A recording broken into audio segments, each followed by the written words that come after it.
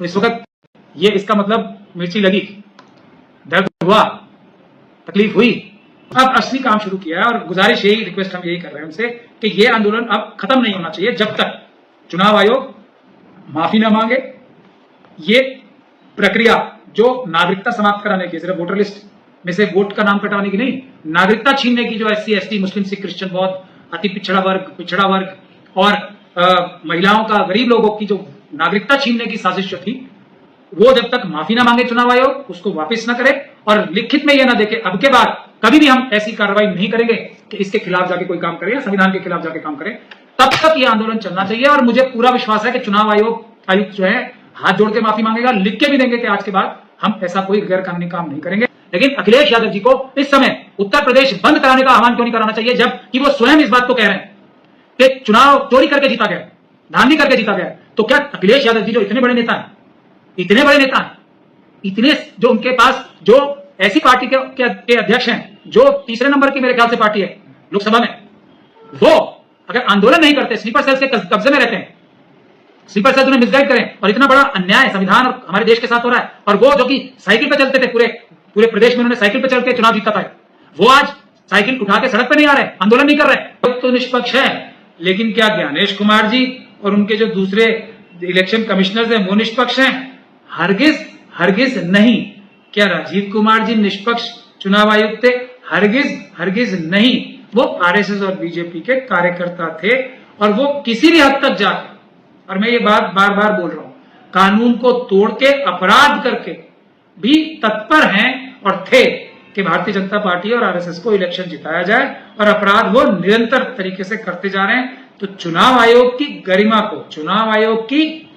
जो स्थिति है उसको बचाने के लिए भी राजीव कुमार जी को, ज्ञानेश कुमार जी को और सारे दूसरे भ्रष्ट अधिकारियों को जेल में भिजवाना भी नितांत आवश्यक है। उसके लिए भी हम लोग कार्रवाई कर रहे हैं, आप लोग सब जानते हैं। समाप्त कराने की, सिर्फ वोटर लिस्ट में से वोट का नाम कटाने की नहीं, नागरिकता छीनने की जो SC ST मुस्लिम सिख क्रिश्चियन बौद्ध अति पिछड़ा वर्ग और महिलाओं का, गरीब लोगों की जो नागरिकता छीनने की साजिश जो थी, वो जब तक माफी ना मांगे चुनाव आयोग, उसको वापस ना करे और लिखित में यह ना देखे अब के बाद कभी भी हम ऐसी कार्रवाई नहीं करेंगे कि इसके खिलाफ जाके कोई काम करे या संविधान के खिलाफ जाके काम करे, तब तक यह आंदोलन चलना चाहिए। और मुझे पूरा विश्वास है कि चुनाव आयुक्त जो है हाथ जोड़ के माफी मांगेगा, लिख के भी देंगे कि आज के बाद हम ऐसा कोई गैर कानूनी काम नहीं करेंगे। साथ के साथ हम लोगों की जो दूसरी बड़ी लड़ाई चल रही है कि मतपत्र से चुनाव होना चाहिए, मुझे लगता है अगर ये आंदोलन हो गया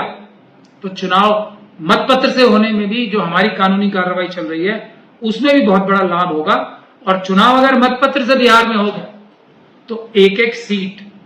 फिर कोई कैंपेनिंग करने की आवश्यकता नहीं है तेजस्वी यादव जी को, लालू यादव जी को, या इंडिया गठबंधन के किसी भी व्यक्ति को, या राहुल गांधी जी को। जनता अपने आप एक एक सीट पर जमानत जब्त करा के घर भेज देगी RSS और बीजेपी के हर एक कैंडिडेट को। तो अगर ये आंदोलन उठ गया तो ये देश में, पूरे देश की राजनीति में बदलाव ला सकता है। जो मनुस्मृति की तरफ देश बढ़ रहा है, जिसके लिए RSS और बीजेपी पूरे देश में लूट मचा रखी है, वो उस पर बहुत बड़ा ब्रेक लगेगा। लेकिन ये आंदोलन नहीं रुकना। कि राहुल गांधी जी जब भी कोई बात स्लीपर सेल्स की सलाह के बगैर कहेंगे तो वो 100% सही बात कहते हैं। स्लीपर सेल्स उनके दिमाग को क्लाउड करते रहते हैं, मतलब उसमें कुछ ना कुछ कंफ्यूज करने के लिए। और बहुत बड़े बड़े दिखने में बड़े व्यक्ति हैं और वो हैं तो कुछ भी नहीं, लेकिन क्योंकि कांग्रेस पार्टी ने उन्हें इतना दिया है तो वो अब उनकी छवि बड़ी हो गई। मतलब हैं तो वो वही निम्न स्तर के इंटेलेक्चुअली जीरो, मतलब उनको कुछ किसी भी चीज की कोई, सिर्फ पैसे कलेक्ट करने का एक्सपीरियंस है बहुत सारे लोगों के पास, तो उनके और तो कोई एक्सपीरियंस भी नहीं। मतलब वो भी लोगों को धोखाधड़ी करके ये काम में करवा दूंगा, वो काम में करवा दूंगा, और ऐसे करके ये लोग जो बड़े बड़े पदों पे पहुंच गए कांग्रेस में, वो सब अगर उनके बगैर कोई भी डिसीजन लेते हैं, कोई भी बात करते हैं राहुल गांधी जी, तो वो 100% सटीक होती है। ये भी बात 100% सटीक है कि चुनाव आयोग के जो हथकंडे लोकसभा चुनाव में, महाराष्ट्र के चुनाव में, हरियाणा के चुनाव में, जिन हथकंडों से चुनाव जीते थे चुनाव आयोग के भ्रष्ट अधिकारियों द्वारा आरएसएस और बीजेपी ने, वो भी हथकंडे कम पड़ रहे थे। इसीलिए ये नया हथकंडा लाए हैं कि वोटर लिस्ट में से लोगों के नाम कटवा दो जो आरएसएस और बीजेपी को वोट नहीं देते, और उनकी नागरिकता भी छीन लो साथ के साथ। तो ये बिल्कुल 100% राहुल गांधी जी ने एकदम सटीक बात कही है। जैसे अंग्रेजी में कहते हैं ना, he is hit the nail on its head. ने ये भी पूछा था कि चुनाव आयोग एक निष्पक्ष, हाँ चुनाव आयोग तो निष्पक्ष है, लेकिन क्या ज्ञानेश कुमार जी और उनके जो दूसरे इलेक्शन कमिश्नर्स हैं वो निष्पक्ष हैं? हरगिज नहीं। क्या राजीव कुमार जी निष्पक्ष चुनाव आयुक्त थे? हरगिज नहीं। वो आरएसएस और बीजेपी के कार्यकर्ता थे, और वो किसी भी हद तक जाके, और मैं ये बात बार बार बोल रहा हूं, कानून को तोड़ के अपराध करके भी तत्पर हैं और थे कि भारतीय जनता पार्टी और आरएसएस को इलेक्शन जिताया जाए, और अपराध वो निरंतर तरीके से करते जा रहे हैं। तो चुनाव आयोग की गरिमा को, चुनाव आयोग की जो स्थिति है उसको बचाने के लिए भी राजीव कुमार जी को, ज्ञानेश कुमार जी को और सारे दूसरे भ्रष्ट अधिकारियों को जेल में भिजवाना भी नितांत आवश्यक है। उसके लिए भी हम लोग कार्रवाई कर रहे हैं, आप लोग सब जानते हैं। ये इसका मतलब मिर्ची लगी, दर्द हुआ, तकलीफ हुई, और ये बीजेपी से ज्यादा इस वक्त, मैं आपको बता रहा हूं अंदर की खबर, इस वक्त जितने स्लीपर सेल्स हैं ना कांग्रेस पार्टी में, अमित शाह जी और आरएसएस के दूसरे हैंडलर्स जो हैं उनके, जिनके टच में वो हैं, उनको इतनी बड़ी क्लास ली जा रही है कि राहुल गांधी जी चले कैसे गए, हम लोग तुमको कितना क्यों पाल रहे हैं, अगर तुम यही नहीं करा पाए तो इस वक्त तो सबके मिर्ची लगी हुई है, बहुत परेशान है सब लोग कि राहुल गांधी जी चले गए। अगर यह आंदोलन चल गया तो मुझे लग रहा है कि अमित शाह जी बहुत सारे अपने स्लीपर सेल्स को भी जेल में पकड़ के बंद ना करवा दें जो कांग्रेस के अंदर है। मुझे ऐसा भी डर है कि ईडी की रेड स्लीपर सेल्स के ऊपर ही शुरू हो जाएगी, लेकिन उसकी शर्त यह है कि राहुल गांधी जी और तेजस्वी यादव जी खास तौर पे ये बिहार में इस आंदोलन को जारी रखें। पूरा देश उनके साथ खड़ा होगा, ये मेरे पूरी जिम्मेदारी के साथ हम सब लोग उनके पीछे खड़े हैं, पूरी ताकत लगा के खड़े हैं, पूरी सिविल सोसाइटी खड़ी होगी, पूरे देश के गरीब जनता खड़ी होगी, पूरे देश के संविधानवादी, अम्बेडकरवादी सब खड़े होंगे। देखिए ये बात तो मैंने पहले दिन ही समझा दी थी 326, जब चुनाव आयोग की बेईमानी और चोरी को मैं बता रहा था, लेकिन चुनाव आयोग अब भी बेईमानी करने से मतलब ज्ञानेश कुमार जी बाज नहीं आ रहे हैं। अपने भ्रष्ट अधिकारियों को एक के बाद एक गलत बयानी करा करा के बार बार झूठ बुलवा रहे हैं। चुनाव आयोग का कार्य क्या है, क्या सुनिश्चित करना, वो मैंने सेक्शन 19 भी पढ़ के बता रहा हूं। 326 जो है चलता ये है, जो गिल वाली जजमेंट है और एसी होजे वाली जजमेंट जो है, जो कानून, जो संविधान की प्रक्रिया है, वो अगर कोई कानून बन जाता है पार्लियामेंट द्वारा तो उसको पालन करने के लिए बाध्य होती है चुनाव आयोग। चुनाव आयोग का कार्य इतना भर है जो